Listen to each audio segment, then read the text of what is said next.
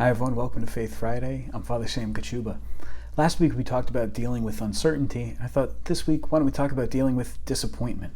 Just as there's a lot of things that we're uncertain about, and there's a lot of uncertainty in our world right now because of the coronavirus, so we're also dealing with a lot of disappointment. Things aren't going the way that we planned. We've had to cancel things. We've had to shift our schedules around. We've had to miss big life moments or rites of passage.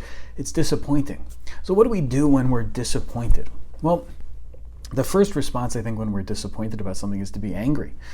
We take that disappointment and we complain about it. We're upset, we're aggravated. It's not fun. Several years back, I decided for my Lenten penance I was going to give up listening to the radio or to music when I was in my car. And that meant just total silence on all of my drives. Well, it turned out that Lent, I was in the car probably more than I had ever been in my entire life.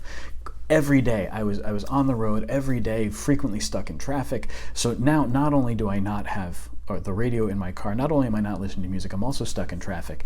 And there were a lot of things that were going on that Lent that were hugely disappointing to me. And I was struggling with it. It was hard.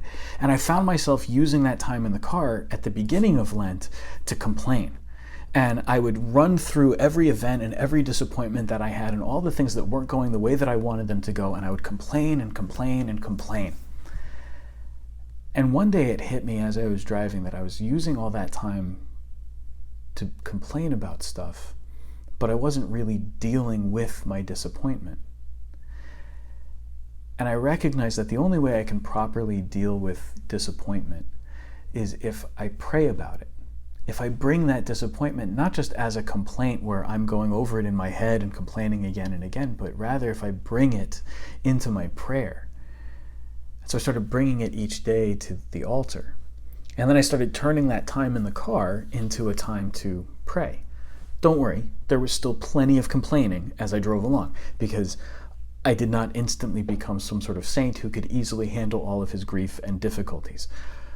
But what happened was, instead of just complaining, I was able to turn that disappointment into an opportunity to pray, to say, here, Lord, here's the stuff that hasn't been going well.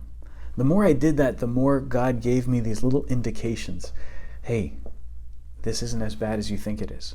Or I was able to gain perspective and to see things from other angles, because instead of just complaining from my own head, from my own heart, I was now bringing it into my prayer.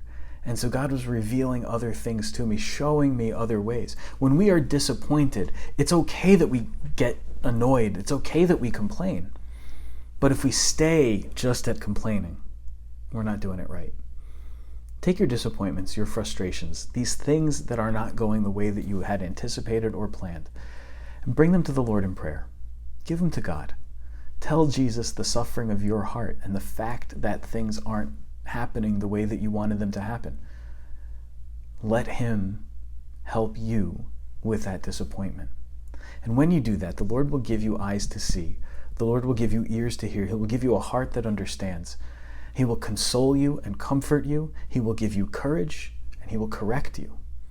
He will help you to go where you need to go, so that instead of living in disappointment, you can look forward with hope. God bless you.